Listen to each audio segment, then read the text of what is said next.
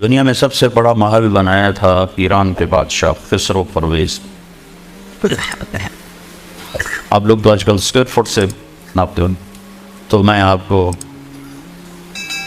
اس کی چوڑائی لمبائی بتا رہا ہوں۔ 40,000 پلر پر اس کی چھت کھڑی تھی۔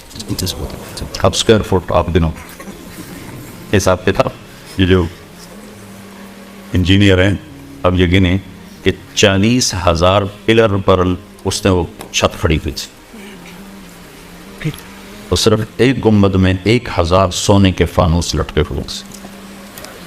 تو سید نے طرف سے آئیڈیل ہوم بنایا اور اس میں 10 سال بھی نہ رہ سکا کہ روم نے حملہ کیا اور ایرانیوں کو شکست ہوئی اور انہوں نے اس گھر کو آگ لگا دی۔ وہ شہر ہی مٹ گیا، دست گرد، ایک گھنٹ باقی نہ بچا۔ اور مسلمانوں میں ایک نادان بادشاہ نے جو اسلامی تاریخ میں جو سب سے بڑا گھر بنا ہے وہ اسپین کا بادشاہ تھا عبد الرحمن الناصر۔ اس نے 300 ہجری میں ایک محل کی بنیاد رکھی تھی، وہ 4,316 پلر پر تھا۔ اور آپ کے گھروں میں سوئمنگ پول کا یاد ہوگا، مرغی خانے ہیں تو جہاں بڑے بڑے گھر والے پاکستان میں وہاں سوئمنگ پول بناتے ہیں، تو مالدار لوگ سوئمنگ پول بناتے ہیں، تو اس نے کیا بنائے تھے؟ پارے کے پول بنائے، مختلف پارا۔ تو رات کو جب چاند کی چاندنی اس پر پڑتی تھی تو اس کی جو ریفلیکشن تھی وہ تمہاری اس بجلی سے زیادہ روشنی مہیا کرتے تھے۔ اور پھر خدام مقرر تھے اس کو ہلاتے تھے، تو اس کے ہل کے اوپر سے سورج کی چمک پڑتی تھی اور وہ ہلتا تھا تو اس کی شعائیں ہلتی تھیں تو سارا محل ایسے جھومتا ہوا نظر آتا، کہ پورا محل جھوم رہا۔ اس محل کی عمر تھی 50 سال۔ 50 سال کے بعد اشبیلیہ والوں نے حملہ کیا اور اس سے تو اللہ تعالیٰ جس نے ہمیں بنایا ہے وہ خود ہمیں زندگی گزارنے کا ایک طریقہ بتاتا ہے کہ اگر تم یہ کر لو تو اس امتحان گاہ میں بھی تمہیں خوشیاں دے دوں گا، اور آگے تو آئیڈیل ہوں میں نے آگے بنایا ہے۔ دنیا میں انسان ایک آئیڈیل زندگی چاہتا ہے، اور مشکل یہ ہے کہ اللہ جس نے اس جہان کو بنایا ہے اس نے اسے آئیڈیل ہوں بنایا ہی، اس نے تو اسے یہاں امتحان کے لیے بنایا ہے۔ ہم اسے آئیڈیل دیکھنا چاہتے تو ہم اپنے خالق کے بنائے ہوئے نظام سے ٹکرا رہے ہیں، اس لیے پریشان۔ ساری دنیا پھری ہے، خوشی نہیں دیکھی، ہم ترقی یافتہ ملک دیکھے ہیں، چیزیں دیکھی ہیں، اسباب دیکھی ہیں راحت کے، لیکن خوشی کوئی نہیں دیکھ کہ جس مالک نے اس کائنات کو بنایا ہے اس نے اس کو خاص ڈیزائن کے ساتھ بنایا، تو اس کی ڈیزائننگ میں ہی یہ آئیڈیل ہوم نہیں ہے، یہ ٹرانزٹ ہے اور یہ امتحان کی جگہ ہے۔ تو امتحان کی جگہ میں تو مشقت مطلوب ہوتی ہے، راحت تو وہاں کوئی نہیں ہوتی۔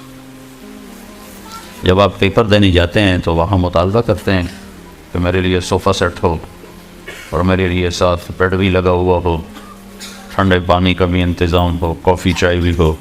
یہ سوچ کر کے کوئی جاتا ہے؟ تو ساری دنیا یہ امتحان کے لیے ہے، نہ کہ آئیڈیل۔ تو آج کا آخرت کو نہ ماننے والا وہ تو معذور ہے، وہ کہتا ہے موت کے بعد زندگی کوئی نہیں ہے۔ یہ طبقہ آج نہیں ہے، شروع سے ہے اور آئندہ بھی رہے گا، اس کی قرآن نشاندہی کرتا ہے۔ ہیہات ہیہات لما توعدون، سب جھوٹ ہے جو کہا جا رہا ہے۔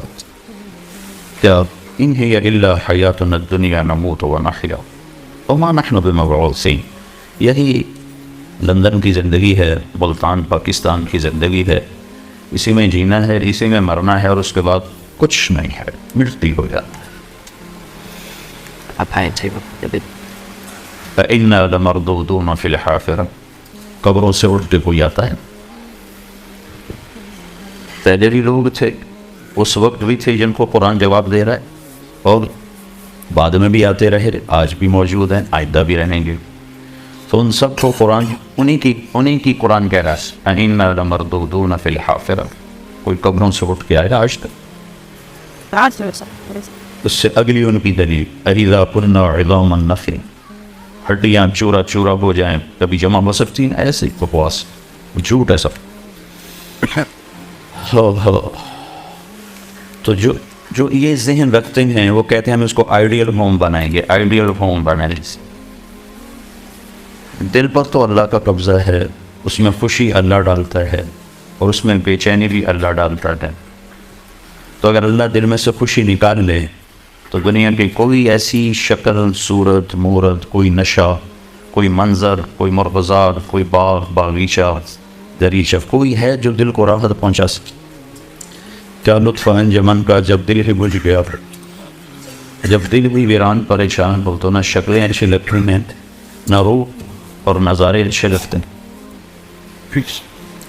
تو ایک بہت بڑا طبقہ ہے جو کہتا ہے موت کے بعد زندگی ہے، لیکن وہ بھی اسی ماحول سے متاثر ہو کر اس دنیا کو آئیڈیل ہوم بنانے کے چکر میں ہے، نہیں بن سکتا۔ اگر کوئی ایک بنا رہے موت کا کیا کرے، کدھر بھاگیں گے باس؟ سب کچھ اس کی تمناؤں کے مطابق ہو گیا، تو اب موت سے کہو چلی ہی جائے، یا چلو نہیں جاتی تو کوئی 100-200 سال ہی ٹل جائے کہ میرا آئیڈیل کچھ تو میں اپنی آنکھوں سے دیکھ سکوں۔ لیکن اس آئیڈیل کی تلاش میں لوگوں کی شام ہو جاتی۔ میرا بھائی ہے ڈاکٹر ہے، ایک دن کہنے لگا میری دولت کا مجھے کیا فائدہ، میری جوانی تو پڑھتے پڑھتے گزرتی، جب میرے موج کرنے کی عمر تھی وہ تو پڑھنے میں گل گئی، اس پیسے کا مجھے کیا فائدہ ہے؟ تو ہر انسان کی یہی کہانی، اور آپ کے ہاں تو ویسے ہی کوئی بہت مالدار ہو یا بہت فقیر ہو، سب کو پڑھنے اپنا خود ہی مانجنے پر، اپنے برتن خود ہی دھونے پڑتے۔ تو آپ کے ہاں تو لائف ویسی پورٹ پف ہے۔ تو میں سنایا کرتا ہوں، ایک دوست نے کئی سال پہلے مجھے اپنی گاڑی میں بٹھائی جائیں انگلینڈ میں، کہنے کا مولانا یہ 2 لاکھ پاؤنڈ کی گاڑی ہے، یعنی ہمارے تو بن گئے کوئی 3 کروڑ کے قریب، اور اس پر ٹیکس پڑے گا تو ہو جائے گا 9 کروڑ کی گاڑی، وہ 200 گنا ٹیکس ہے تو وہ 9 کروڑ کی ہوگی۔ تو میں نے پوچھا اس کا ڈرائیور کون ہے؟ تو وہ تو ہم نے خود ہی چلانی تھی۔ میں نے کہا پھر تو ہماری سزوکی تمہاری اس سے اچھی بات کہ ہمارا تو ڈرائیور ہوتا ہے۔ تو ہم اللہ کی بنائی ہوئی ترتیب سے ٹکر لے رہے ہیں، تو ٹیکنالوجی سے خوشی کہاں سے آئی؟ چیزوں سے تو خوشی نہیں ہوتی، احساسات ہیں نا، احساسات اور چیز کا آپس میں کوئی جوڑ نہیں۔ احساس کی دنیا الگ ہے اور چیزوں کی دنیا الگ ہے، چیزیں بے جان ہیں، احساسات زندہ چیز۔ یہ گاڑیاں، یہ گھر، یہ صورتیں، یہ مورتیں، یہ ان احساسات کو پروان نہیں چڑھا سکتے۔ انسان کا جو ذہن ہے یہ ناممکن کو سوچ نہیں سکتا، اس کے کمپیوٹر میں ان پڑھ ہو پڑھا ہوا، اس کے کمپیوٹر میں ناممکن کا تصور پیدا بھی نہیں ہو سکتا۔ یہ آج کی علم نے اس بات کو ثابت کیا۔ میں ایک مثال دیتا ہوں کہ دنیا کے کسی خطے میں کوئی ان پڑھ سے ان پڑھ یہ سوچ نہیں بنا سکتا، یہ تمنا نہیں کر سکتا کہ 2 اور 2 5 ہو جائے۔ کیا کر سکتا؟ کوئی بڑا حساب کا ماہر ہو، بہت بڑا میتھمیٹیشین ہو، یا میرے جیسا 2 + 2 4 کو جاننے والا ہو، سب سے پوچھ کے ہوں بھائی کیا خیال ہے، دعا کرو 2 اور 2 5 ہو جائیں، کہے من صاحب ہوش کرو کہ آخر کبھی 2 اور 2 5 بھی ہوئے، وہ 4 ہی ہوتے ہیں۔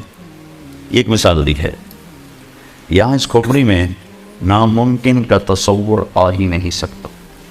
ٹھیک، یہ بات آج ثابت ہو چکی۔ پھر ہر انسان کیوں آئیڈیل ہوم کو تلاش کرتا، یہ تمنا کیوں پیدا ہوتی؟ ایک مثالی زندگی ہو، ایک مثالی گھر ہو، یہ کیوں تمنا پیدا ہوتی؟ یہ تمنا اس بات کی علامت ہے کہ کہیں کوئی آئیڈیل ہوم ہے، ضرور ہے۔ وہ کہاں ہے وہ اللہ بتاتا۔ بنی اسرائیل کے ایک بادشاہ نے گھر بنایا، لوگوں کو دعوت، بھائی میرا گھر کیسا ہے؟ بھائی بہت اچھا، بہت اچھا۔ 2 آدمی چپ بیٹھے، بادشاہ نے کہا تم بھی تو کچھ بول، تو کہنے کے جی بس تو اس میں کمیاں ہیں، باقی بہت آگے 2 کمیاں رہ گئی. تو سارے متوجہ ہو گئے کہ انہوں نے کون سی کمی ڈھونڈ لی. جہاں سونا چاندی جڑا ہوا ہو، ہیرے جواہرات جڑے ہوئے ہیں، تو انہوں نے کیا ڈھونڈ لیا؟ ان کا کیا ہے؟ کہا ایک بات تو یہ ہے کہ آپ اسے چھوڑ کے مر جائیں. اور دوسری کمی یہ ہے کہ ایک دن یہ گھر اجڑ جائے، باقی کچھ کمی نہیں. وہ کہنے لگا پیچھے رہے ٹھیک ہے، پیچھے کیا بچا؟ وہ کہنے لگا کوئی گھر ہے جس میں رہنے والا مرے نہیں اور وہ اجڑے نہیں. کہاں ہے؟ کہ وہ کدھر ہے؟ کہ وہ اللہ نے جنت کو بنایا.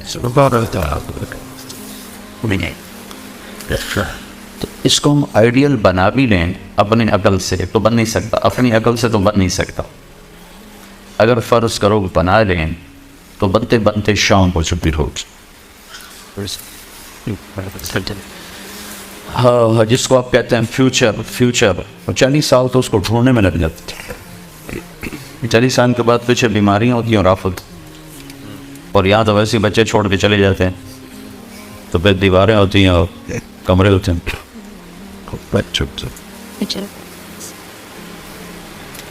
تو آئیڈیل ہوم اللہ نے جنت کو بنایا ہے. یہ دنیا اللہ نے جس دن بنائی تھی نا، جس دن آج سے کوئی 25 ارب سال پہلے، اس کے بعد اس پر اللہ نے ایک دفعہ بھی پینٹ نہیں کیا، کوئی اس کی ڈیکوریشن نہیں کی، ایک دفعہ بھی اس کے حسن و جمال میں کوئی زیادتی نہیں کی. جس دن 25 ارب سال پہلے جیسے بنی تھی ویسے ہی ہے. ہاں، اس کو مینٹین کرنے کے لیے اسباب بنا دی، اور اس کو بنایا مٹی سے، پتھر سے. اور 50 کلومیٹر، یہ 50 کلومیٹر مٹی، ریت، پتھر، معدنیات ہیں، اور 50 کلومیٹر کے بعد اندر آگ ہے، اولی آگ. ہم آگ کے گیند پر بیٹھے ہوئے. جس دن اللہ نے جنتوں کو بنایا تھا اس میں مٹی کوئی نہیں، پتھر کوئی، لوہا کوئی، لکڑی کوئی. جنت کا سب سے جو ہلکا میٹیریل ہے وہ سونا اور چاندی، یہ اس کا ہلکا میٹیریل، اور موتی اور یاقوت اور زمرد، یہ اس کا ہلکا میٹیریل. اور اس میں جو درخت ہیں وہ لکڑی کے نہیں، درخت سونے اور چاندی سے ہی بنائے، ان کی ڈالیاں ٹہنیاں. ایک نے پوچھا وہ سونے چاندی سے پھل کیسے نکلے گا؟ تو آپ نے کہا لکڑی سے پھل کیسے نکل رہا ہے؟ لکڑی سے پھل کیسے نکل رہے ہیں؟ لکڑی اور پھل کا کیا تعلق؟ اس میں سے کیسے پھل نکل رہا؟ تو جو رب لکڑی سے نکالتا ہے وہ سونے سے نکال دے. کرنا تو اس نے نہیں. تو اس نے جو اس کو بنایا ہے، تو فرض کرو دنیا کو بنے ہوئے جو سائنسدان کہتے ہیں 25 ارب سال ہوئے ہیں، بگ بینگ 25 ارب سال پہلے تھا، تو اللہ نے اسی وقت جنت بھی بنا دی ہوگی. ہم یہ فرض کر لیتے ہیں، پتہ نہیں کب بنائی، لیکن مخلوق کے بننے کی ابتدا بقول سائنسدانوں کے 25 ارب سال پہلے، اسی وقت ہم جنت کو بھی شمار کر لیتے. اللہ نے اس وقت جنت بھی بنا دی، جہنم بھی بنا دی. جس دن جہنم کو بنایا اس دن سے لے کر آج تک روز اس کو بھڑکاتا ہے. جس دن جنت کو بنایا اللہ تعالیٰ، اس دن سے لے کر آج تک 25 ارب سال تو یہ ہو گئے، اور آگے جتنا زمانہ باقی ہے اٹھانے تک کہ وہ ہو گیا. اس دن سے لے کر آج تک اللہ اس کو روزانہ 5 دفعہ پہلے سے زیادہ خوبصورت کر دیتے. روزانہ ہر حتیٰ کہ ایک پتا ہے نا، جو درخت کا ایک پتا، وہ بھی کل سے آج 5 گنا زیادہ خوبصورت ہوتا ہے. جو ایک جنت کی لڑکی بنائی ہے، یہاں جی کیوں بھر جاتا ہے؟ حسین سے حسین شکل ہو، منظر ہو، گھر ہو، دل کیوں اچاٹ ہو جاتا کہ اس کا حسن رکا ہوا ہے، آگے نہیں جا رہا. تو 1-2 ہفتے، 1-2 سال، 1-2 دہائیاں، پھر دل اچاٹ ہو جاتا. کینیڈا پہلی دفعہ ہم جماعت میں گئے تو میں نے کینیڈا والا سے کہا نیاگرا دکھاؤ. خود کہا، وہ لے کر گئے، بڑا اچھا لگا. دوسری دفعہ گئے تو انہوں نے کہا نیاگرا دیکھنا ہے. میں نے کہا دکھا دو. انہوں نے کہا میں کہا دکھا دو تو ہم دیکھنے چلے. تیسری دفعہ گیا کہنے کہ نیاگرا چلے. میں نے کہا دفعہ کرو, پانی تو ہے دیکھنے کے. اب میں کیوں نہیں گیا کہ اس کے حسن کو میں 2 دفعہ دیکھ چکا ہوں, اب مزید اس میں بڑھوتری زیادتی نہیں ہے نا, آگے نہیں جا. تو 2 دفعہ میری آنکھ اس کو دیکھ کے بھر چکی. تو کیسی یہ خوبصورت شکل ہو, اس کا حسن ایک جگہ رکا ہوا ہے, تو اس کو دیکھتے دیکھتے دیکھتے طبیعت بھر جاتی ہے, پھر نئی کی تلاش ہوتی. اس لیے تو آپ دیکھو نا, انسان نے جو ترقی کی اسی مزاج کی وجہ سے کی. 1940 کی گاڑیاں کیسی تھیں اور 2012 کی گاڑیاں کیسی. تو جنت میں کیا ہوگا, ہر شے تم اپنی بیوی کو دیکھو گے تو ایک نظر پر جو اس کا حسن ہوگا نا, جب دوسری دفعہ دیکھو گے تو اس سے وہ 70 گنا زیادہ خوبصورت ہو چکا, تو تمہاری کشش اور بڑھ جائے گی. پھر جب تیسری دفعہ دیکھو گے کیوں کر کے ایسے کرتے ہیں, 1 سیکنڈ اگر اس رب کا قربان, انہوں نے کہا زنا نہ کرو, زنا نہ کرو, نکاح کرو. میں نے تمہارے لیے ایسی لڑکیاں تیار کر کے رکھی ہیں کہ دیکھو گے تو 40 سال دیکھنے کا نشہ نہیں اترے. پہلی نظر دیکھے گا جنت کی لڑکی کو تو میرے رب کی عزت کی قسم 40 برس ایسے دیکھتا رہے, آنکھ ایسے بند نہیں کر سکتے, دائیں بائیں نہیں دیکھ سکتے. ایک اس لیے کہ ہر پل میں سیکنڈ میں اس کا حسن اوپر جا رہا, تو ہر دفعہ پہلے سے زیادہ.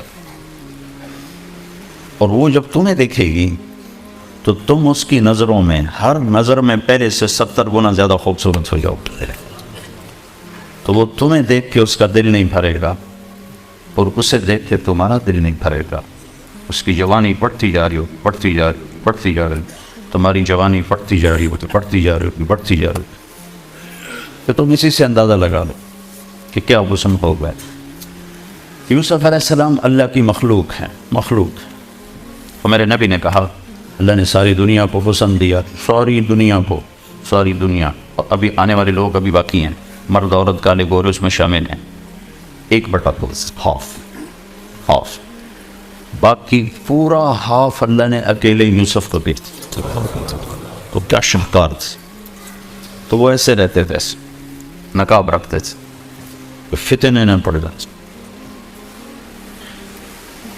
تو یہ میرے رب کی قدرت کا ایک ادنا سا کرشمہ ہے.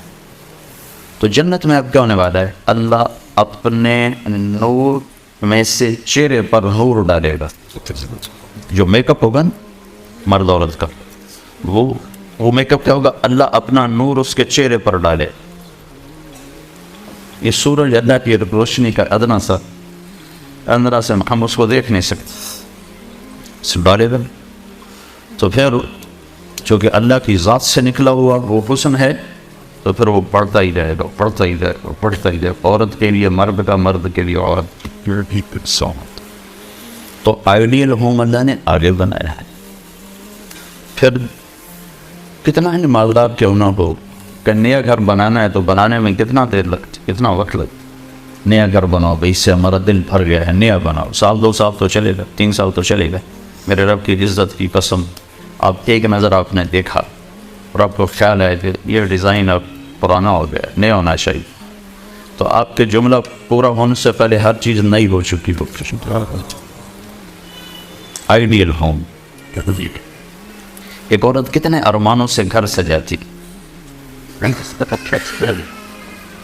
لیکن میں نے کروڑ پتیوں کی بیویوں پہ فون سنے ہچکیاں لے کر روتے ہوئے کہ ہمارے خامن کا رویہ ٹھیک نہیں, گھر کو آگ لگا. میرے لیے سرٹ کو میں کیا کروں جب میرے خامن کا بور ہی ٹھیک نہیں. 20 کروڑ کے گھر کو میں کیا کروں جب میرا خامن کا رویہ ہی ٹھیک نہیں. انہوں نے تو آئیڈیل ہوم بنایا تھا, تو اس میں کہاں سے آ گیا.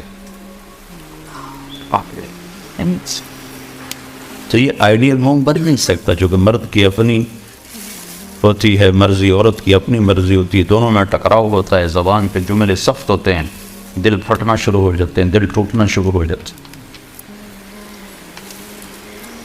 پھر آدمی کا دل چاہتا ہے کہ میری عزت ہو, لوگ مجھے سلام کریں, کوئی میرے آگے ہو کوئی پیچھے ہو, ایک ہمارا سیاستدان کہنے لگا تمہیں کیا خبر، جب گاڑی پہ جھنڈا لگتا ہے تو آدمی کہاں اڑتا ہے،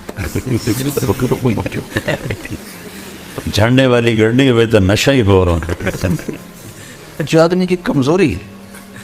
لیکن یہاں جھنڈے بھی لوگ لگاتے ہیں اور ڈنڈے بھی لگاتے ہیں، جن کو جھنڈے لگا کے دیتے ہیں ان کو ڈنڈے بھی لگاتے ہیں۔ آپ کو تھوڑا سا پروٹوکول بتاؤں جنت کہ جب اللہ تعالیٰ اہل جنت کو بٹھا دے گا، اپنے میاں بیوی ساتھ بیٹھے ہیں، ٹک ٹک ٹک ٹک ٹک دروازے کھلیں گے اور آپ کے خادم آئیں گے۔ جو سب سے چھوٹا جنتی ہے اس کے 80,000 نوکر ہیں، تو باقیوں کا اندازہ لگاؤ کتنے ہوں گے، سب سے چھوٹے پہ 80,000، اور ان سب سے آخر میں جہنم سے نکل کر جنت میں آئے۔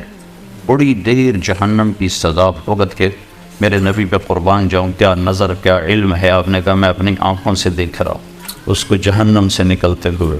اس کا نام بتایا، اس کا نام ہوگا جوہینہ، اس کا قبیلہ بتایا، اس کا قبیلہ بھی ہوگا جوہینہ۔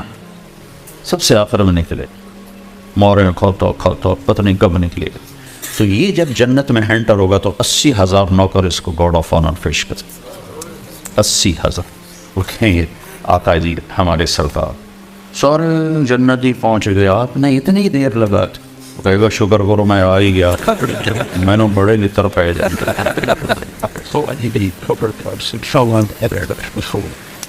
تو یہ سب سے چھوٹا پروٹوکول ہے۔ تو لاکھوں کروڑوں خدام آ کر سلام کریں گے تو اب ہوا میں بڑھتا اپنے آپ کو محسوس کریں، یہ عزت ہے۔ آدمی پیسے سے زیادہ عزت کا طلبگار ہوتا ہے، عزت نفس ہر ایک کو محبوب۔ عزت کی طلب کوئی ناجائز نہیں ہے، یہ انسانی ضرورت، مال کی طلب ناجائز نہیں ہے، انسانی ضرورت۔ ہاں اس کے حدود ہیں، اس کے اندر تو ضرورت ہے، اس کے باہر پھر کوئی کہیں تکبر بن جاتا ہے، کہیں ظلم بن جاتا ہے، کہیں زیادتی ہے، حدود کے اندر۔ ایک حدیث سنا دیتا ہوں، اس مسلمان کو عزت دینا کتنا ضروری ہے۔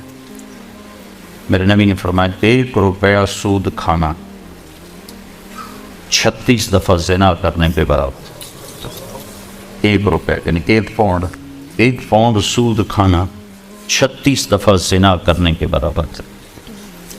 اس کے بعد آپ نے فرمایا اور تمہیں بتاؤں سب سے بڑا سود کیا ہے؟ جب 1 پاؤنڈ کا سود 36 دفعہ زنا کے برابر ہے تو آپ نے فرمایا اب تمہیں بتاؤں سب سے بڑا سود کیا ہے؟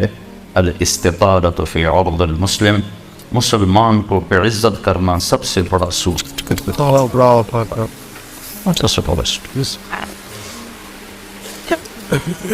تو نوکر آپ کو پروٹوکول دیں گے، خوشی ہوگی، جنت سے پڑھ کے خوشی ہو، تو نوکر چلے جائیں گے، پھر اللہ کا اشارہ ہوگا، ٹک ٹک ٹک ٹک ٹک ٹک دروازے کھلیں گے، تو فرشتے آئیں گے، والملائکۃ یدخلون علیہم من کل باب، اب یہ کروڑوں کی تعداد میں آئیں گے، کہیں گے سلام علیکم سلام علیکم سلام علیکم۔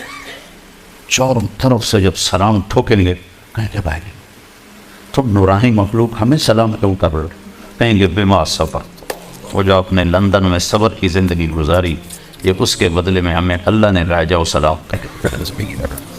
غفلت کے دیس میں آپ نے بیدار ہو کے زندگی گزاری، اندھیر نگری میں آپ نے اللہ کو سامنے رکھ کے زندگی گزاری، جب چاروں طرف شراب اور زنا عام تھا آپ نے اللہ سے ڈر کے زندگی گزاری۔ سلام سلام سلام، تو فرشتوں کے سلام ان کو ہوا میں اڑا دے گا۔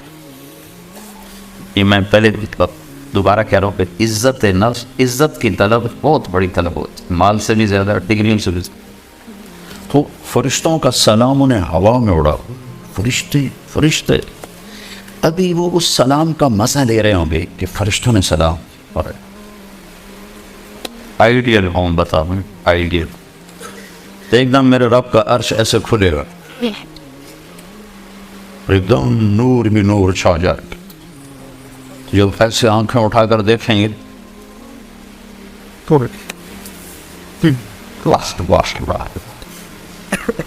اللہ سامنے ہوگا اور اللہ کہے گا سلام قولا من رب الرحیم، اب تمہارا رب بھی تمہیں سلام پیش کر چکا۔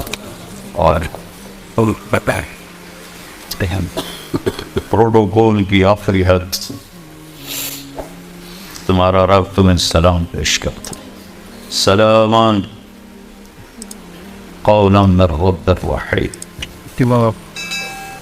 رب رحیم، اے میرے بندو، اے میری بندیو جنہوں نے دنیا میں مجھ سے ڈر کے زندگی گزاری، میں تمہارا رب تمہیں سلام پیش کرتا ہوں اور تمہیں مرحبا کہتا ہوں، تمہیں ویلکم کرتا ہوں.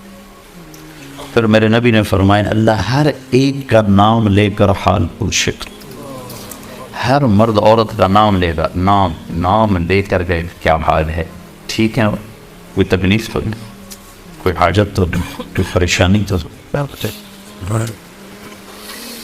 تو جب یہ اللہ کو دیکھیں گے کہیں گے یا اللہ ہم تو تیری عبادت ہی نہ کر سکتے، ہمیں تو پتہ ہی نہیں تھا تو ایسے حسن و جمال والا ہے.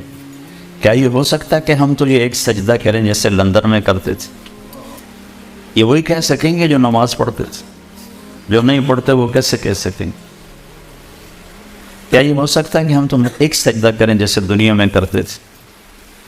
تو اللہ تعالیٰ فرمائیں گے میرے بندو اب پوزیشن بدل چکی ہو، حیثیت بدل چکی، حیثیت پوزیشن.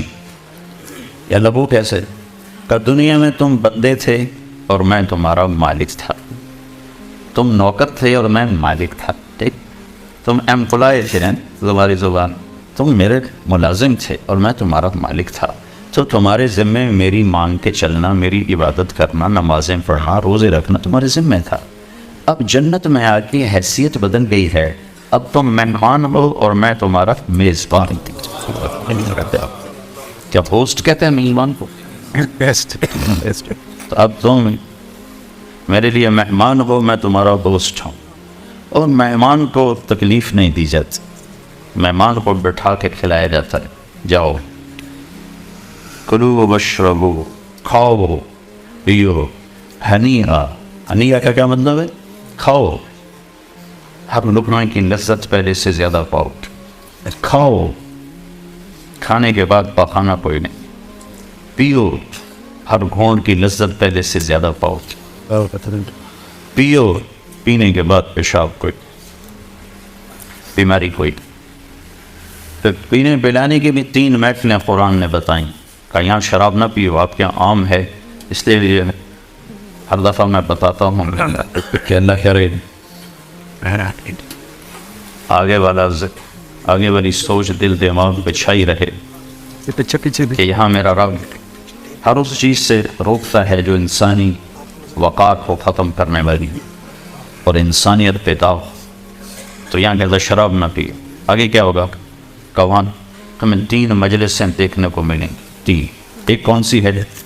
ان الابرار یشربون من کاس کان مزاجها کافورا. وہاں دیکھو گے نیک بندے بندیاں خود اپنے ہاتھوں سے ڈال کے پی رہے ہوں گے.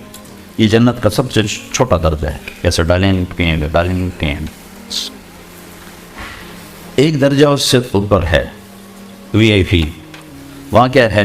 وَيُسْقَوْنَ فِيهَا كَأْسًا كَانَ مِزَاجُهَا زَنْجَبِيلًا. وہاں ان کو خدام کھلا رہے ہوں، سرونٹس، نوکر، فرشتے نوکر ڈال کے پیش کریں اور سامنے حاضر کریں. یہ ریچ، یہ ریچ، یہ ریچ، یہ ریچ. ایک VVIPs ہوگا، سب سے اوپر کا درجہ. وہاں کیا ہوگا؟ وہاں ہوگا وَسَقَاهُمْ رَبُّهُمْ شَرَابًا طَهُورًا. وہاں اللہ خود پلا رہا، اللہ خود پلا.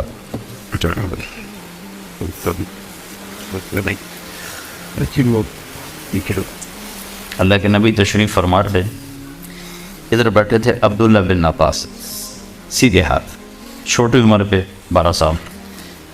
ادھر بیٹھے تھے خالد بن ولید، بڑے سردار سیف اللہ.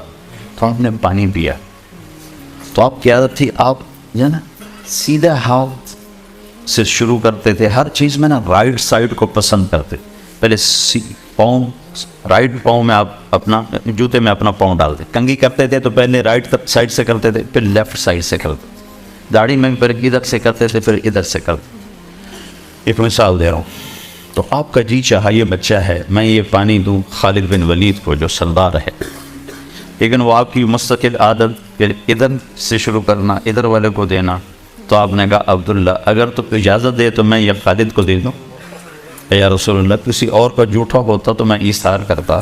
یہ آپ کا جھوٹا آپ کے ہاتھوں کا، میں کیسے کسی اور کو دیتا؟ یہ تو آپ کے ہاتھوں کا ہے، میں نہیں کسی کو دیتا، مجھے ہی دیں آپ. تو جب اللہ اپنے ہاتھوں سے دے گا تو کیا ہوگا؟ اللہ کے رسول کے ہاتھ کا دیو کی یہ خوشی ہو رہی. یا رسول اللہ میں نہیں آپ کے ہاتھ کا کسی اور کو دیں، میں ہی لوں گا.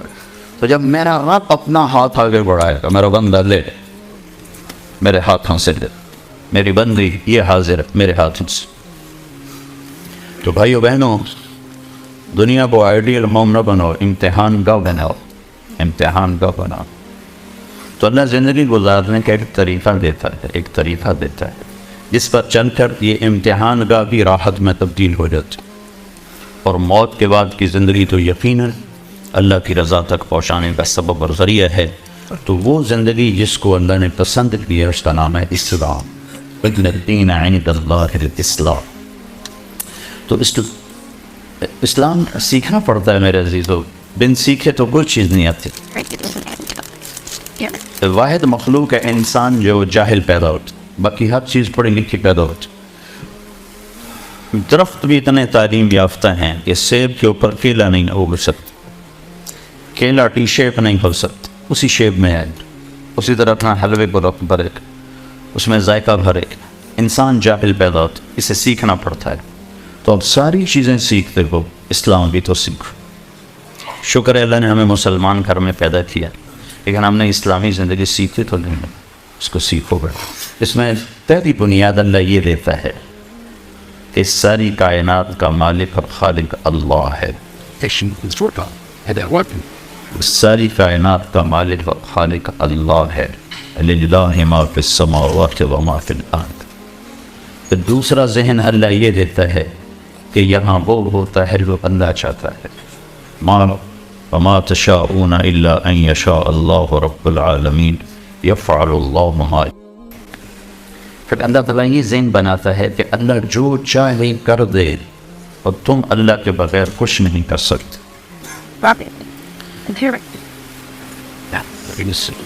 یہ ذہن ہے لا الہ الا اللہ. لا، ہر چیز پہ لا ہے کہ ساری کائنات کے ہاتھ میں کچھ نہیں ہے، جو کچھ ہے اللہ کا ہے، اللہ کے ہاتھ میں.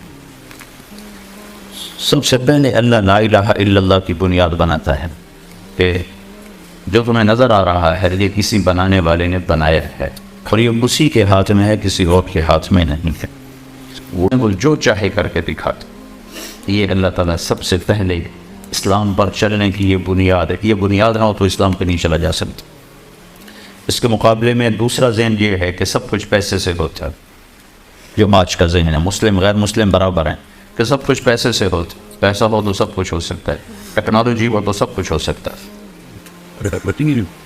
تو اللہ تعالیٰ قرآن کے ذریعے سے یہ ذہن بناتا ہے کہ اللہ جو چاہے وہ ہوتا ہے. دنیا کی کوئی ٹیکنالوجی ایسی نہیں جو اس لوہے کو انسان بنا دے، لوہے کو میں جان ڈال دے. لوہا لوہی ہے، اس کی شیپ بدل دے گا. اللہ تعالیٰ نے موسیٰ علیہ السلام کی کہانی قرآن کے 28 پاروں میں سنائی ہے، صرف 2 پاروں میں نہیں، 5 اور 14 بس، باقی سارے قرآن. تو اس میں اللہ ایک یقین ہمیں دیتا ہے. لندن میں رہو، مکے میں رہو، یہ اس یقین کے ساتھ رہو لا الہ الا اللہ. لا یہ ایسا جیسے آپ چھری کے ساتھ ہر چیز کو کاٹ کے پھینک دیں، چاقو کے ساتھ ہر چیز کو کاٹ کے پھینک دیں، کہ زمین سے لے کر آسمان تک ہر چیز پر ایسے تلوار چلا. لا یہ سب کچھ نہیں ہے. لا اس سے کچھ نہیں ہوتا. لا ان کے پاس کچھ نہیں ہے. لا ان کی طاقت ساتھی نہیں ہے. لا ان کا نفع ساتھی نہیں ہے. لا ان کا نقصان ذاتی نہیں ہے. لا ان کی شکل صورت ذاتی نہیں ہے. لا ان کا وجود ذاتی نہیں ہے. لا ان کی بقا یعنی باقی رہنا، میں اب تک زندہ ہوں یا میں اپنی طاقت سے نہیں ہوں، کسی نے مجھے زندگی دی ہوئی ہے. لا ہے.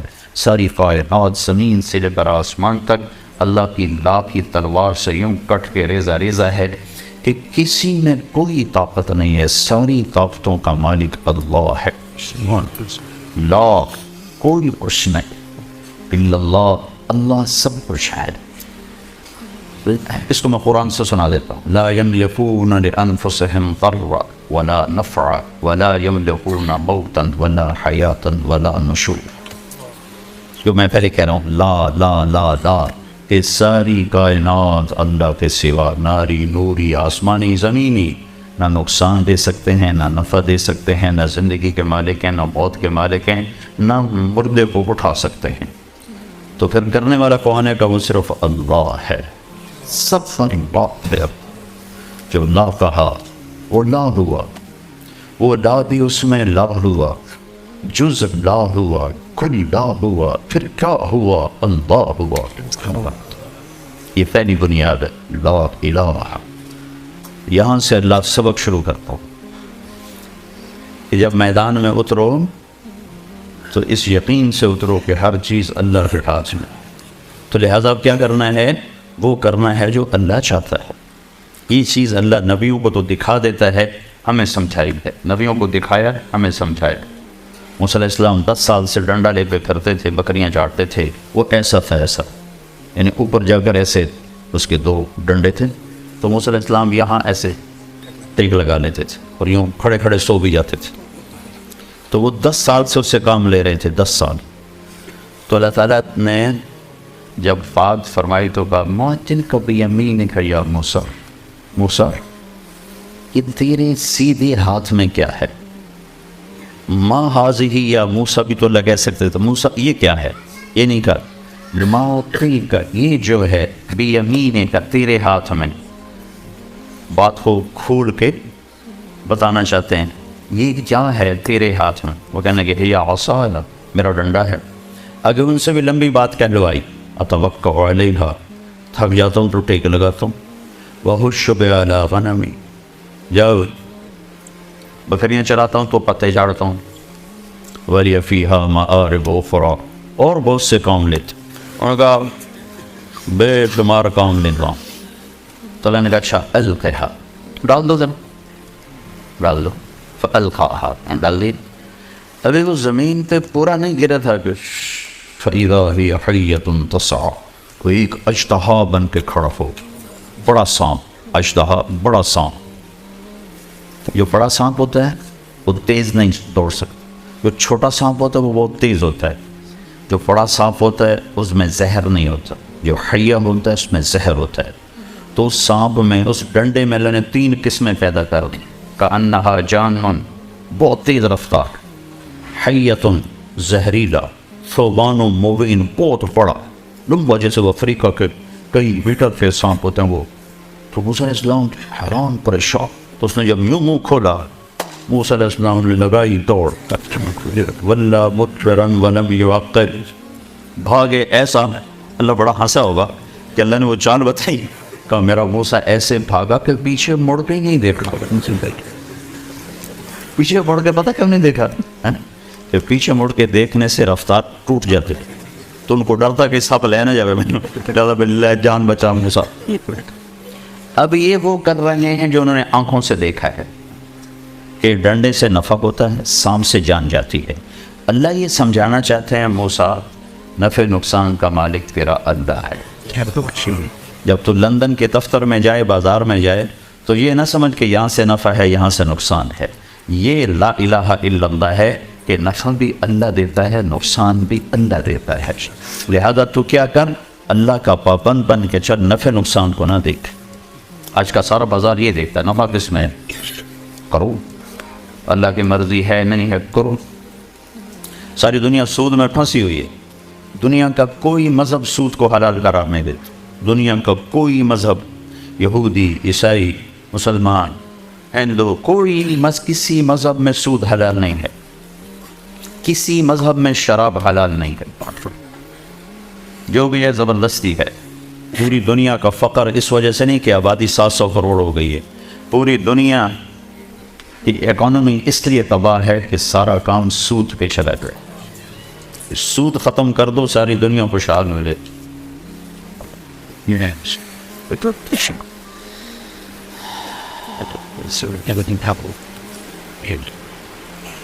آبادی کی کثرت سے روٹی نہیں کم ہوتی، سسٹم کی خرابی سے روٹی کم ہوتی. ہمارا ذہن یہ بنا دیا گیا آبادی بڑھ گئی یا روٹی کم پڑ گئی، لہٰذا آبادی کم کرو، آبادی کم. آبادی سے روٹی نہیں کم پڑتی، سسٹم کی خرابی سے روٹی کم پڑتی. سود نے جکڑ لیا ساری دنیا کی دولت 2% انسانوں کے ہاتھ میں.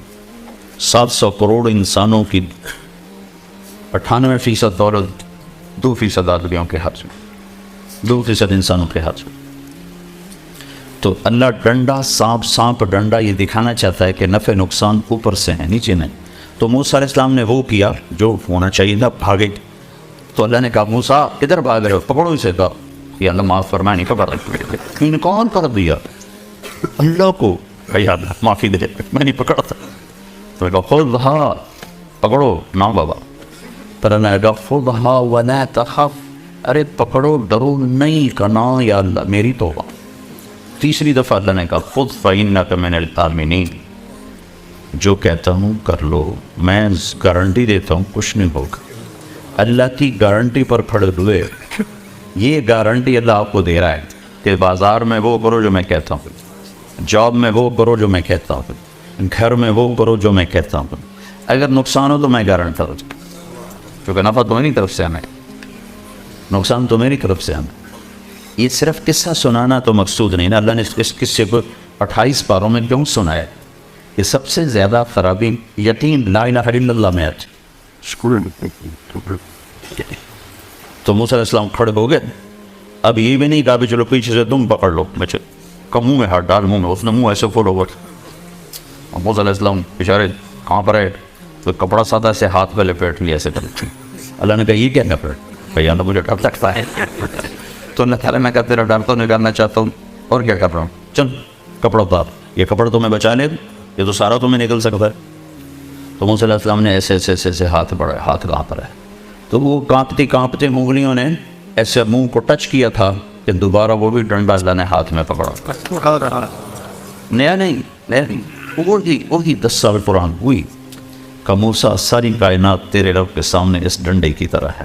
جو تیرا رب چاہے گا کر بیٹھ، جو تیرا اللہ چاہے گا وہ ہوگا، جو نہیں چاہے گا نہیں ہوگا. یہ لا الہ الا اللہ کہ بھائیو بہنوں، اپنے گھر میں اور تم باہر اپنے دفتر جاب میں وہ کرو جو اللہ چاہتے ہیں. جس چیز سے اللہ نے روکا ہے رک جاؤ. کہیں نقصان ہوگا، ہونے دو. نہیں ہوگا تو ضمانت دے رہا ہے. اگر ہو جاتا تو اللہ کے ذمہ ہو گیا. انشورنس کمپنی ہے کہ نہیں ہے؟ تو کتنے مدد سے کوئی گل نہیں، ٹکر ہو گئی تو نمی لگ جائے گی. تو پھر یہاں کی انشورنس پر تم بے پرواہ ہو جاتے ہو، تو اللہ کی انشورنس پر بھی تو بے پرواہ ہو جاؤ. کہ صرف یہی زندگی تو نہیں ہے نا، آگے بھی تو ہے. تو اگر تمہیں گھاٹا نقصان ہوتا ہے تو اللہ کی انشورنس کمپنی موجود ہے، کئی گنا کر کے واپس ملے گا. یہاں نہ بھی ملا تو آگے جو آؤ تو صحیح.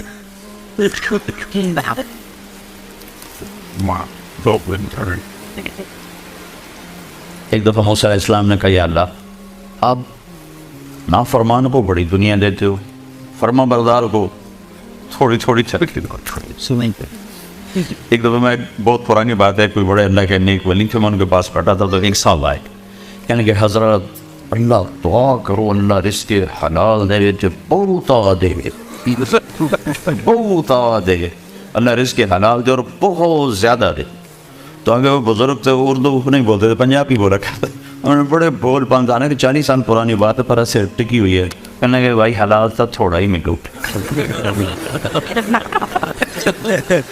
تو اس وقت تو میں دین نہیں پڑھا تھا، لیکن جب میں نے قرآن پڑھا تو مجھے ان بزرگوں کی بات یاد ہے کہ انہوں نے قرآن سے بات کی، بھائی حلال تھا تھوڑا ہی ملو.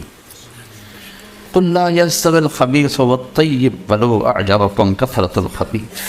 انہیں بتا دو حلال اور حرام برابر نہیں ہے، اگرچہ حرام بہت زیادہ ہوتا ہے اور اس کی کثرت تمہارے دل کو بہت اچھی لگتی ہے، لیکن یاد رکھنا کہ حرام میں کبھی زندگی نہیں بنتی. کبھی حلال تو تھوڑا ہی ملو. تو اللہ تعالیٰ نے موسیٰ علیہ السلام کے قصے سے یہ بات سمجھائی کہ گھر میں، جاب میں، دفتر میں، لندن میں، مکہ میں، مدینہ میں اللہ کے پابند بن کے چلو. کہیں تو نقصان ہو جائے گا، کہ نہیں ہوگا، اللہ گارنٹی دے رہا۔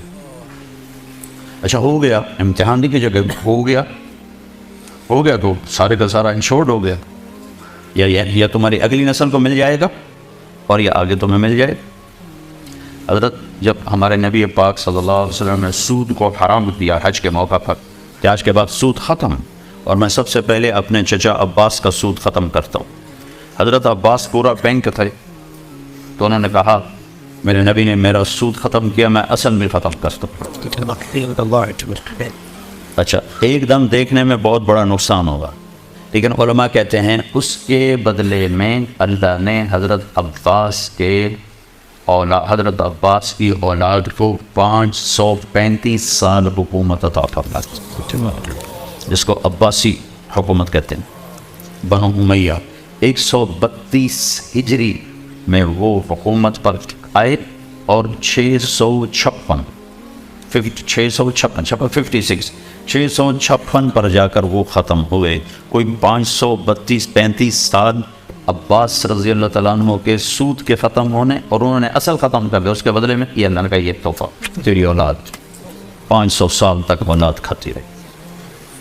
انشورڈ ہے سب کچھ۔ ہاں تم کلمے والا یقین پیدا کرو۔ یہ تبلیغ میں جو کہتے ہیں چلہ لگاؤ، 4 مہینے لگاؤ، کہ یہ سیکھنے کی محنت ہے۔ اللہ نے ہمیں زمانے بعد یہ محنت عطا فرمائی، اس کو اللہ کے واسطے سیکھو۔ یہ گھر بیٹھے یہ کیفیت نہیں بدلتی، یہ تو اندر کی چیز ہے، یہ اندر کا جذبہ ہے۔ اب باہر زندگی کیسے گزارنی ہے، زندگی کیسے گزارنی، تو زندگی تو ڈیلنگس کا نام ہے نا۔ تو زندگی گزارنے کا کیا طریقہ ہونا چاہیے، تو یہ کلمے کا اگلا حصہ ہے محمد الرسول اللہ صلی اللہ علیہ وسلم، کہ زندگی جناب رسول اللہ صلی اللہ علیہ وسلم کے طریقے پر گزارنی چاہیے۔ لا الہ الا اللہ کے ساتھ نہ سیکھے کہ اللہ تعالیٰ نے یہ ایک آئیڈیل ہستی دی ہے کہ بس اس کی نقل اتارو، اس کے پیچھے چلو تو کامیاب۔ تو اگر اس میں ہم آپ کے پیچھے چلتے گئے تو ہم اللہ کے محبوب بن جائیں گے۔ اللہ نے آپ کو ساری کائنات میں سے چنا اور اپنا حبیب بنایا، اپنا محبوب بنایا۔ حبیب اس کو کہتے ہیں جس کی محبت کی کوئی حد نہ ہو۔ تو اللہ نے آپ کو حبیب بنایا اور ساری کائنات میں سب سے اعلیٰ اور افضل بنایا۔ آپ جب معراج پر گئے، اللہ نے آپ کو آسمانوں پہ بلایا، تو آپ نے اللہ تعالیٰ سے بات کی، یا اللہ آپ نے ابراہیم علیہ السلام کو خلیل بنایا۔ خلیل کہتے ہیں جس کی دوستی دل میں پکی ہو۔ موسیٰ علیہ السلام کو کلیم بنایا۔ کلیم کہتے ہیں کہ اللہ اور موسیٰ آپس میں بات کرتے تھے، موسیٰ علیہ السلام زمین پر، اللہ اوپر، آپس میں بات ہوتی تھی، تو اس کو کلیم۔ اور داؤد علیہ السلام کو اپنے لوہا نرم کر کے دیا۔ داؤد علیہ السلام جب لوہے کو پکڑتے تھے نا، تو بالکل موم بن جاتا تھا، بالکل نرم ہو جاتا، دھاگے کی طرح اس کو ایسے کرتے تھے، اور اس سے وہ زراف اس زمانے میں ہوتا تھا، لوہے کا لباس جو لڑائی میں استعمال ہوتا۔ سلیمان علیہ السلام کو اپنے ہوا تابع کر کے دی۔ سلیمان علیہ السلام تخت پر بیٹھتے تھے تو ہوا کو اٹھاتی تھی۔ اب تو جہاز ہوتے ہیں، کبھی لیٹ ہو، کل میرے سر درد کی وجہ کہ 20 گھنٹے مسلسل سفر، 5 گھنٹے جہاز لیٹ ہو گیا، پونا گھنٹہ تمہارے اوپر لندن پہ چپ کرتا رہا، تو وہ ایک دم پیچھے سے بھی جاگے ہوئے۔ تو سلیمان علیہ السلام کے تخت کو ہوا کو اٹھاتی تھی، اور نہ کوئی آگے ونڈ سکرین ہے، اور نہ اس کے کوئی پر ہیں، وہ ہوا اس کو لے کے چلتی تھی۔ جہاں چاہتے تھے وہ اتار جاتے تھے، جہاں چاہتے تھے اٹھا کے لے جاتی تھی، ہوا ان کے تابع ہو کے چلتی تھی۔ تو اس کی مناسبت سے ایک ایسے واقعہ یاد آ گیا۔ ایک دفعہ مچھروں نے آ کر سلیمان علیہ السلام کی خدمت میں عرض کی، جناب یہ آپ کی ہوا بہت تیز چلتی ہے، ہمیں اڑا دیتی ہے، تو مہربانی کریں ہماری خوراک بھی لینا ہمارا فرض ہے، تو ہوا کو کہیں ذرا نرم چلا کرے، آہستہ چلا کرے۔ سلیمان علیہ السلام نے فرمایا تو ٹھیک ہے بھائی، اس کو بھی، مجرم کو بھی بلاؤ، ملزم کو بھی بلاؤ۔ تو جب ملزم آیا، ہوا آئی تو مچھر آپ اڑ گئے، تو مچھر آپ اڑ گئے۔ تو ہوا ایسے تابع تھی کہ تخت اٹھاتی تھی اور یوں لے کے چلتی تھی۔ اور پھر آپ نے کہا یا اللہ، آپ نے عیسیٰ علیہ السلام کو مردہ زندہ کر کے دیے۔ عیسیٰ علیہ السلام مرے ہوئے کہتے اٹھ جا، تو وہ زندہ ہو کے بیٹھ جاتا تھا۔ تو آپ نے کہا یا اللہ مجھے کیا دیا ہے، میرے لیے کیا ہے؟ تو اللہ تعالیٰ نے فرمایا میرے محبوب تجھے وہ دیا ہے جو کسی کو نہیں دیا. تو آپ نے پوچھا یا اللہ وہ کیا ہے؟ تو وہ یہ ہے کہ قیامت تک تیرا میرا نام اکٹھا رہے گا، الگ نہیں ہو سکتا. لا الہ الا اللہ کے بعد کیا ہے؟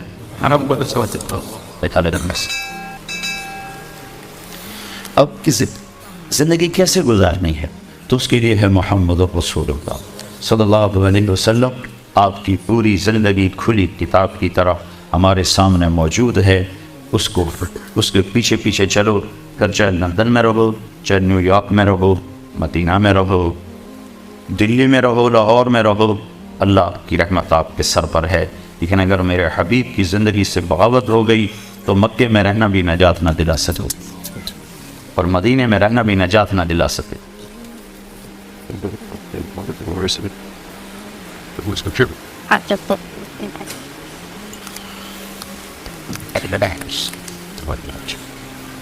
تو بھائیو، اللہ نے اپنے محبوب کی زندگی کو پسند فرمایا اور ان کی ہر عطا کو محفوظ فرمایا. جیسے عشق ہوتا ہے اس کی ہر چیز کو آدمی سنبھال کے رکھتا ہے نشانی کے طور پر. تو اللہ نے ایک ہی ہستی سے پیار کیا، اس کی ہر ادا کو قیامت تک کے لیے محفوظ کر. ہمارے نبی جب کسی کو بلاتے تھے کیسے بلاتے تھے؟ اگر ہمیں نہ معلوم ہو تو پھر ہماری شریعت نہیں، یہ تو ایک انسانی عادت ہے، باڈی لینگویج ہے تو ہر ایک کی جدا جدا ہوتی. لیکن میں یہ صرف بتانا یہ چاہتا ہوں کہ ہمارے نبی کی زندگی کیسے محفوظ ہے، موجود ہے. پڑھا کرو پڑھا کرو. اب تو نیٹ پہ اتنا سامان موجود ہے، پڑھا کرو. ہمارے نبی جب کسی کو بلاتے تھے تو ایسے اشارہ نہیں کرتے تھے، انگلی سے نہیں کرتے تھے، پورے ہاتھ کے اشارے سے بلاتے تھے، عزت دیتے تھے، ایسے نہیں کرتے تھے. کبھی یوں نہیں کیا، کبھی ایسے فرماتے. جب آپ پہ غم ہوتا تھا تو اگر مجھے نہ معلوم ہو تو میری شریعت میں تو کوئی فرق نہیں پڑتا، لیکن آپ کی عادات کو بھی میرے رب نے قیامت تک کے لیے محفوظ کر. جب آپ غمگین ہوتے تھے تو آپ ایسے بیٹھتے تھے، داڑھی ہاتھ میں پکڑتے یا یہاں لف رہتے تھے، کونی یہاں اور ایسے بیٹھتے. یہ آپ کے غم کی نشان. جب آپ خوشی میں ہوتے تھے تو یہاں سے نور نکلتا تھا. جب آپ غصے میں ہوتے تھے تو یہ اس جگہ ایک وین تھی جو ایسے ایسے کرتی تھی، ایسے ایسے. چونکہ آپ اپنے غصے کو ظاہر فرماتے نہیں تھے، پیتے تھے، برداشت کرتے تھے، لیکن اگر اس کا ریئیکشن تو ہوتا تھا تو یہاں ایک وین ایسے ایسے کرتی تھی. یہ نشانی تھی کہ ہمارے نبی غصے میں بیٹھے. جب آپ کسی سے ناراض ہوتے تھے سبحان اللہ تو آپ کی بہت بڑی ناراضگی کا ریئیکشن کتنا ہوتا تھا؟ یہاں تو بیوی خامن سے ناراض ہوتے تھے، میرے گھر سے نکلتے. خامن بیوی سے ناراض ہو دو چار تھپڑ مار دیتے. میرے نبی سب بہت زیادہ ناراض بیٹھے ہوئے ہیں تو آپ کیا کرتے تھے؟ ادھر سے ابو ہریرہ آ رہے ہیں اور اللہ کے نبی ان سے ناراض ہیں. اور ایک بات، آپ اپنی وجہ سے کبھی ناراض نہیں ہوتے تھے، ہمیشہ کوئی دینی کوئی وجہ ہوتی تھی اس کی اصلاح کے. ادھر سے ابو ہریرہ آئے، آپ نے ان کو دیکھا تو آپ فوراً یوں ہو جاتے تھے. یہ آپ کا غصہ تھا. اللہ، آپ حضرت انس پہ ناراض ہیں، مثال دے رہا ہوں. حضرت انس ادھر سے آ رہے ہیں، آپ نے ان کو یوں دیکھتے تو آپ یوں ہو کے بیٹھ جاتے. بس اتنا آپ کا غصہ. سبحان اللہ. جب آپ کو کوئی مجلس میں بلاتا تھا یا رسول اللہ ادھر سے تو آپ ایسے تشریف فرمائیں، آگے بیٹھے سب. تو آپ ایسے نہیں دیکھتے تھے، جی فرمائیں گے سورہ صاحب فرمائیں کیا بات، ماجد صاحب کیا بات. جب آپ کو ادھر سے بولا تھا یا رسول اللہ تو آپ پورا یوں مڑتے تھے اس کی طرف ایسے. جی فرمائیں. ہم اس کی امت ہے جس نے ہمیں یہ اخلاق سکھا. قرآن بھائی سے بات نہیں کرتا. میاں بیوی میں نفرت، سب سے قریب رشتہ میاں بیوی میں نفرت. ماں باپ تک کے خاطر میں بھائی لڑے. آپ وہ کدھر سے بلا تھا یا رسول اللہ تو آپ یوں نہیں کرتے تھے، پورا ایسے مڑتے تھے. جی وہی صاحب فرمائیے ایسے. پھر یہ اخلاق ہیں اس اعلیٰ ہستی کے جس سے اللہ تعالیٰ نے جنت کی چابی پکڑا دی، جس سے عرشوں پہ بلا کے اپنا دیدار کرا دی.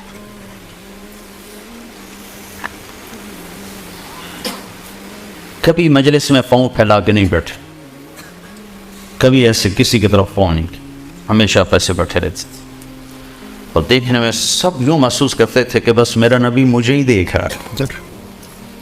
اس طرح سب سے برابری کماؤ۔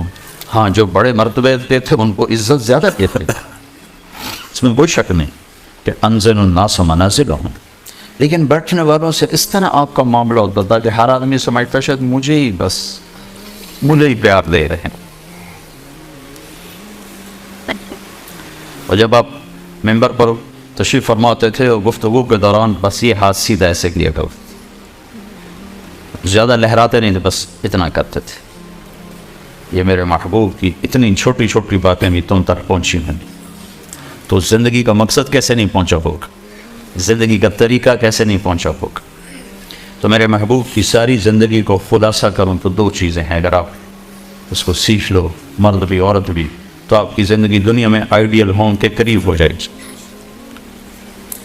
ایک اللہ سے تعلق ہے جس کو حقوق اللہ کہتے ہیں، اللہ کا حق، اس میں نماز، کہ نماز کسی کی نہ چھوٹ، نہ کسی عورت کی نہ کسی مرد۔ اور نماز میں اللہ کا ایک مطالبہ ہے کہ جب نماز پڑھو تو اور میں ہوں اور کوئی نہ۔ ایک اس کی ہم مثال دیتا ہوں، بیوی تم سے بات کر رہے ہو نا، بیچ میں موبائل بج پڑے تو وہ بیوی کہتی کیا مصیبت، کبھی تو اس کو بات کر دیا کرو۔ ایک آج کی عام مثال میرے ساتھ تو بہت ہوتا رہتا ہے، کیا مصیبت، کبھی تو اس کو بند، کبھی تو میری طرف بھی متوجہ ہوا کرو، ٹھیک ہے۔ تو اللہ قرآن میں ایک بات کرتا کہتا فَإِذَا فَرَغْتَ فَانْصَبْ وَإِلَىٰ رَبِّكَ فَارْغَب۔ آپ کو میں گلاس سے بھائی اب آئیں نا، یہ گلاس ہے نا، اس میں بھی یہ کچھ پانی تھوڑا سا ہے، یہ میں نے اس کو الٹایا ہے تو اب کوئی قطرہ رہ گیا جی، دیکھیے آپ نے، اس کو عربی میں کہتے ہیں فراغ، کہ چیز کو اس طرح خالی کرنا کہ اس میں کوئی شے باقی نہ رہ گئی۔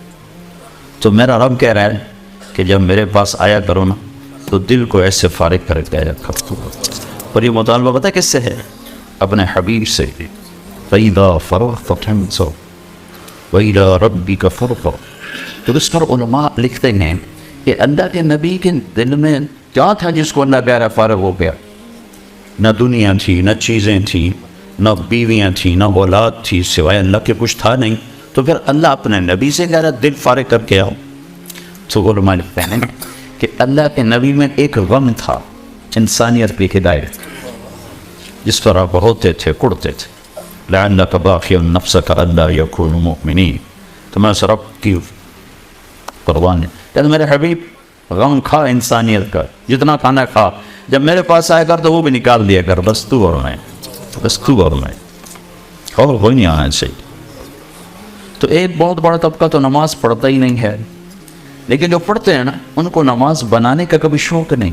عورت کو یہ شوق تھا کہ میرے گھر ڈیکوریٹ ایسا اس میں گلدستہ پڑا ہو، ایسا ٹیبل ہو، ایسا صوفہ ہو، ایسی میز ہو، میرا کپڑا ایسا ہو، آپ بھی کہتے ہو گاڑی ایسی ہو، دفتر ایسا ہو۔ میرا رب بھی تو کہتا ہے، ایک حدیث ساتھ اور جوڑ دو، کہ ابن آدم کم تتزین للناس فهل تزینت لاجلی، میرا بندہ تو لوگوں کے لیے کتنا بند سنور کے نکلتا ہے، کبھی میرے لیے بھی تو بند سنور گیا ہے، تو اللہ یہ گلا کر رہا ہے کہ میرا بندہ، میری بندی لوگوں کے لیے تو اتنا بنتا سنور، اگر میرے لیے بھی تو بند سنور گیا۔ اچھا میں بڑا حیران ہوتا، پتہ پتہ میرے رب کی تسبیح اور نماز پڑھتا ہے،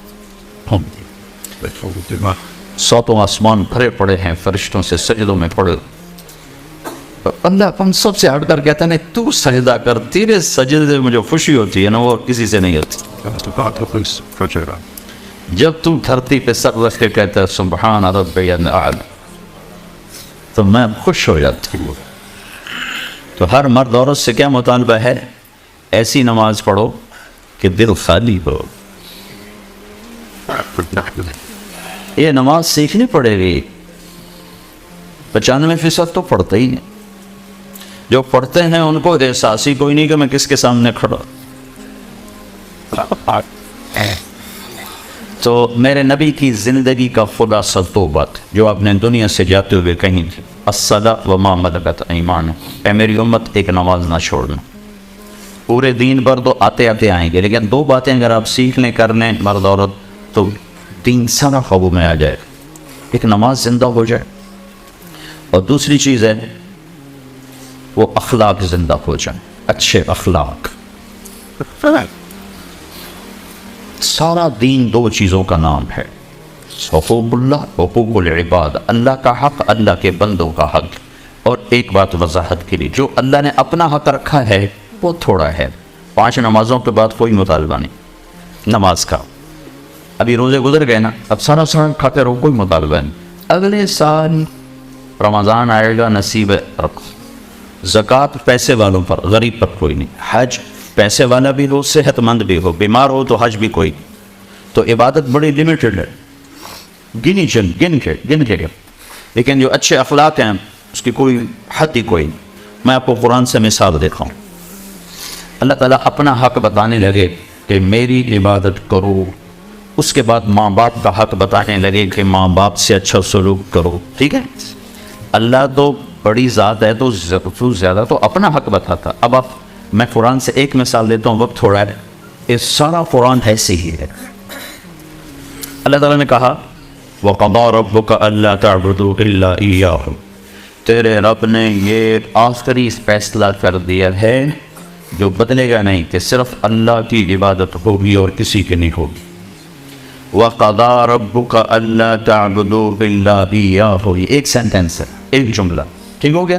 اب سنو، اللہ والدین کا حق بتانے لگا ہے. وَبِالْوَالِدَيْنِ إِحْسَانًا، ایک.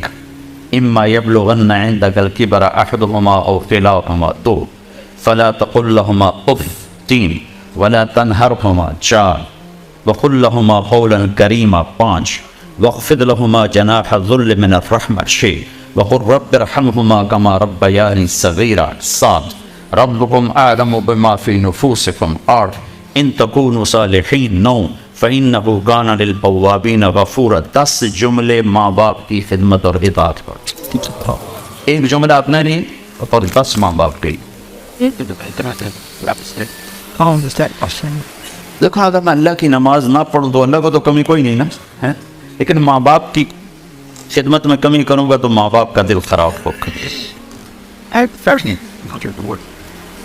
تو اللہ تعالیٰ نے بندوں کے حقوق اور بندوں سے حسن سلوک کو بہت پھیلایا کہ ماں باپ کے آگے اون نہ کرو. ہم تو کہتے ہیں نا عربی میں اف، یہ سب سے ہلکا لفظ ہے. اور ہمارے ماں اماں نے بولا ہر وقت بولاتی رہتی. کیا ہو گیا؟ ایک صحابی کے بارے میں کہا گیا یا رسول اللہ مر رہے ہیں، کلمہ نہیں پڑھا جا رہا. تو آپ صحابی ساری دنیا شیخ عبد القادر جیلانی سے بھر جائے، جنید بغدادی سے بھر جائے تو ایک صحابی کے بدن کے بال کے برابر. تو آپ تیزی سے گئے تو آپ نے کہا بیٹا کہو لا الہ الا اللہ. کہ یا رسول اللہ نہیں کہہ سکتے. بول رہے ہیں، کہا جی نہیں کہہ سکتے. تو آپ نے فوراً پوچھا ماں باپ میں سے کوئی ناراض ہے؟ یہ نہیں پوچھا نماز چھوڑی تھی، شراب پیتا تھا، زنا کرتا تھا، نعوذ باللہ، جوا کھیلتا تھا. سب سے پہلے کیا پوچھا؟ ماں باپ میں سے کوئی ناراض نہیں؟ پہلی ماں ناراض ہے. تو اپنے ماں کو بلایا، کہا اماں آپ اپنے بچے سے ناراض؟ کہ جی ناراض. کیا ناراض کی؟ کہ جی اور کوئی نہیں، بہت نیک نمازی پرہیزگار روزہ.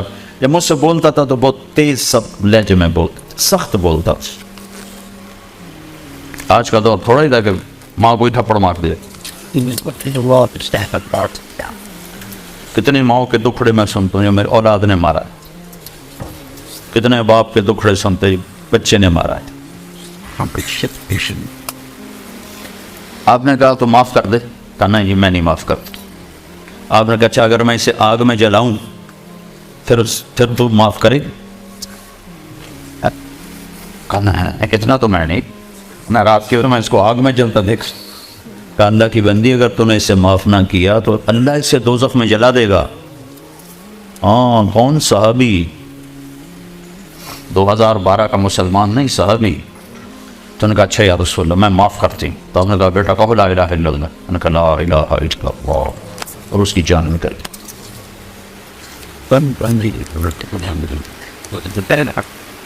میرے نبی کی زندگی کا دوسرا پہلو عالی اخلاق، اچھے اخلاق، بیویوں سے حسن سلوک، بیوی کا خامن سے حسن سلوک، اولاد سے محبت، اولاد کی ماں باپ سے محبت، بہن بھائیوں سے محبت، ایک دوسرے کی برداشت کرنا۔ میاں بیوی کے تعلق کو قرآن نے جو بیان کر دیا ہے 2 لفظوں میں انتہا کر دی، ہن لباس لکم وانتم لباس لہن۔ عورت کو پہلے ذکر کیا، تمہیں بعد میں ذکر ہے کہ عورت تیرا لباس ہے اور تو عورت کا لباس ہے، تیری بیوی تیرا لباس ہے اور تو اپنی بیوی کے لیے لباس ہے۔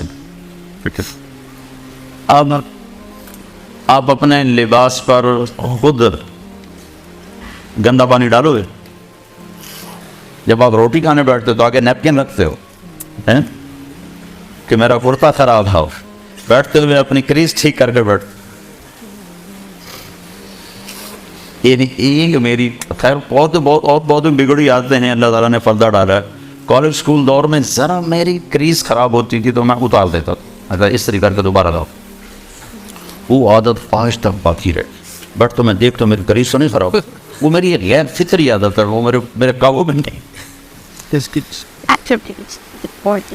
ہر وقت میرے کپڑے استری ہو رہے تھے۔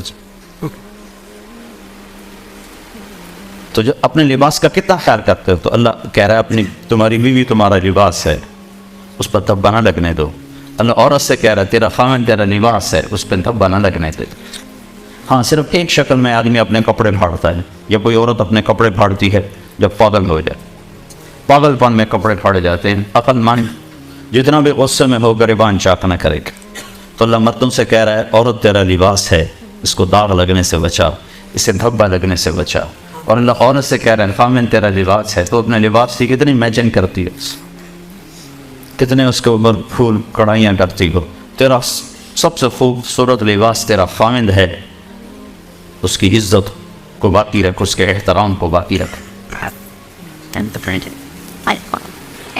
ایک محبت ایسی ہے جس کو دیکھ کر اللہ خوش ہوتا، وہ ہے میاں بیوی کی محبت، جس کو دیکھ کے اللہ خوش ہوتا۔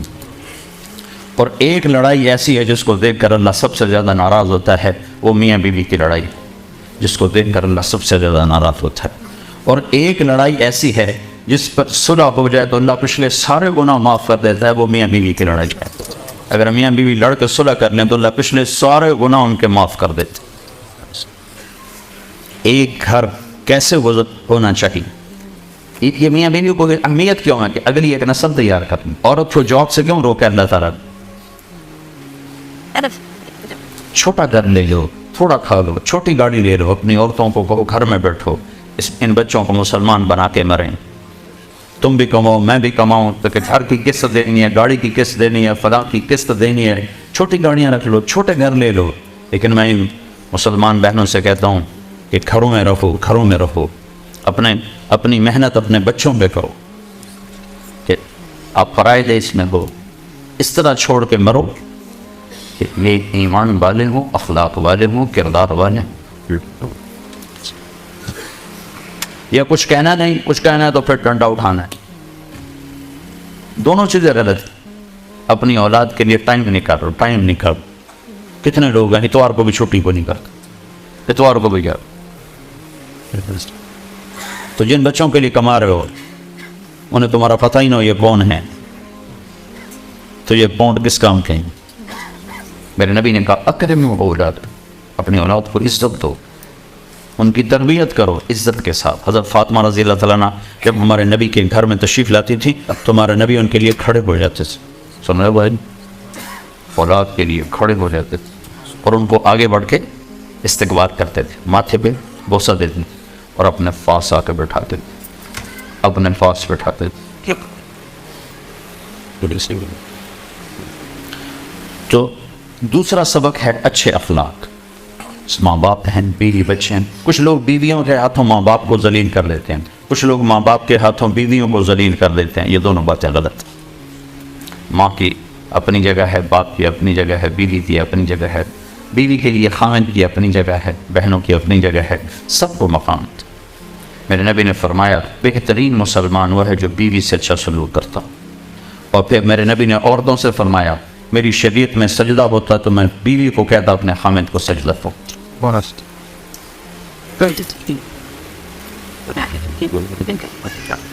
تو میرے بھائیوں دو کام کریں، ایک اللہ سے تعلق نماز، ایک اللہ کے بندوں سے تعلق اچھے اخلاق، تو سارا دین ہاتھ میں آ جائے. اور سارے اچھے اخلاق کی آخری باتیں کر دیتا ہوں، 8 بج گئے ہیں. ایک بات، سارے اخلاق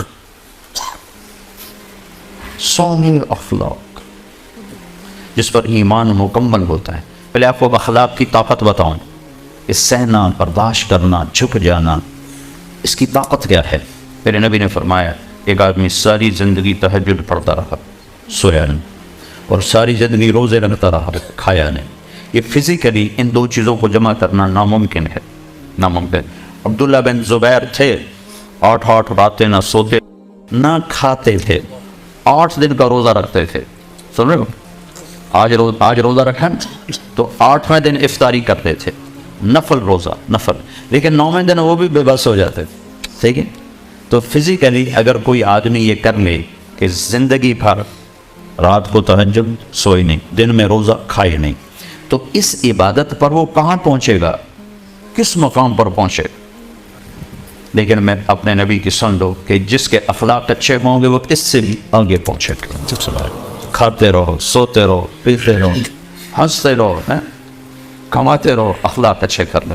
اچھا سارے اچھے اخلاق آپ کے قابو میں آ جائیں، ایک کام کر لو، ایک، صرف ایک.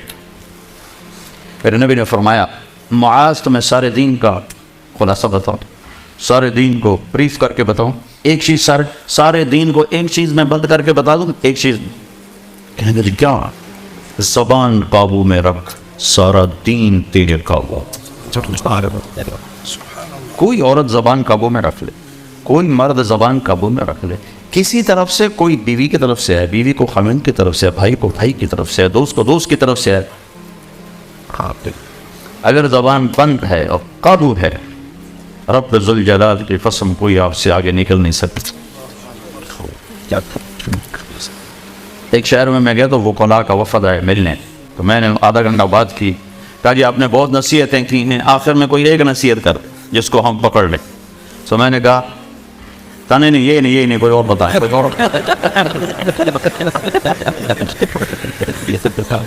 میں نے وہی کیا جو میرے نبی نے عمل سے کہا. میں نے کہا بس یہ نہیں کوئی اور بتائیں، کوئی اور بتائیں. میں نے کہا ایک پوچھنے ہے تو بہت یہی ہے، یہ بھی ہے. اس زبان سے جھوٹ نہ نکلی، گالی نہ نکلی، کسی کی بے عزتی کا بول نہ نکلی. ایک صحابی کی بات سنا کے بات ختم کرتا ہوں. ایک صحابی ابو دجانہ رضی اللہ تعالیٰ، بڑے صحابہ میں، بدر سے لے کر آخری حج تک ہر مارکے میں شریک رہے. ایک دن کہنے لگے تو میں بتاؤں میری بخشش کا سب سے بڑا عمل کیا ہے جو جس پر مجھے امید ہے کہ اس پہ میں انشاءاللہ بخشا جاؤں. تو جب میں پڑھ رہا تھا اور اگلی سطریں ذہن میں نہیں تھیں، سامنے نہیں تھی، تو میرے جی میں کہیں گے جنگ بدر، کہ جنگ بدر والوں کو اللہ نے کہا جاؤ تمہیں معاف کیا جو مرضی کر. یا کہیں گے حدیبیہ، صلح حدیبیہ، اللہ نے قرآن پکا رہا لقد رضی اللہ عن المؤمنین، حدیبیہ والوں سے میں راضی ہو گیا. اگلی سطر پڑھ کر میرا میٹر ہی گھوم گیا کہ اتنا بڑا آدمی بدر والا. تھوڑی سی ان کی اور سیرت سنت. آپ نے احد کے میدان میں ہلچل مچ گئی، اوپر نیچے ہوگی سب، تو آپ نے اپنی تلوار اٹھائی. کہ اس تلوار کو کون لے گا؟ تو کئی لوگ کھڑے ہوئے. تو آپ نے کہا اس کا حق کون ادا کرے گا؟ تو سارے بیٹھے، صرف 3 آدمی کھڑے رہے، حضرت عمر، حضرت زبیر، حضرت ابو دجانہ. عمر خلفاء راشدین میں سے، زبیر پھپھی زاد ہیں، اور ابو دجانہ مدینے والے ہیں. تو آپ نے وہ تلوار نہ زبیر کو دی، نہ عمر کو دی، ابو دجانہ کو دی. یہ وہ آدمی ہے ابو دجانہ. ابو دجانہ فرمانے لگے میرے پاس بخشش کا سب سے بڑا عمل صرف ایک ہے کہ میں نے آج تک اپنی زبان سے کسی کو دکھ نہیں پہنچا، اور میرے دل میں کسی مسلمان کا بغض نہیں. تو یہ ساری عورتیں، یہ سارے مرد، یہ میری آخری بات لے لیں جو ابو دجانہ نے کہی کہ دل سے، زبان سے کسی کو دکھ دینے والا بول نہ بولو. سامنے بیوی ہو، بیوی کے لیے خاوند ہو، بھائی ہو، بہن ہو، باپ ہو، ماں ہو، دوست ہو، ساتھی ہو، اپنا ہو پرایا ہو، اور اپنے دل میں کسی کی نفرت نہ پیدا ہونے دو. تو رب ذوالجلال کی قسم بغیر حساب کتاب کے اللہ جنت میں جا جائے. تو سارے بھائی اس کی نیت کرو. نیت کرتے ہو نا؟ اور کم از کم یہ آخری 2 بار ایک نماز نہیں چھوڑ رہی، ایک اس زبان سے کسی کو دکھ نہیں دے. ٹھیک ہے، اللہ تعالیٰ عمل کی توفیق.